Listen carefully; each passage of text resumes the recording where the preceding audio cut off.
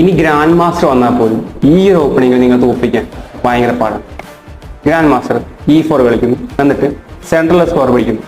അപ്പം നമ്മൾ C6 കളിക്കും. ഇതാണ് കാരാക്കാൻ ഡിഫൻസ്. നമ്മൾ സെൻട്രൽ ആ സ്കോറിനെ തന്നെ സപ്പോർട്ട് ചെയ്യണം. പുള്ളി പിന്നെ ഇത് കളിച്ചിട്ട് സെൻട്രൽ സ്ട്രോങ് ആക്കണം.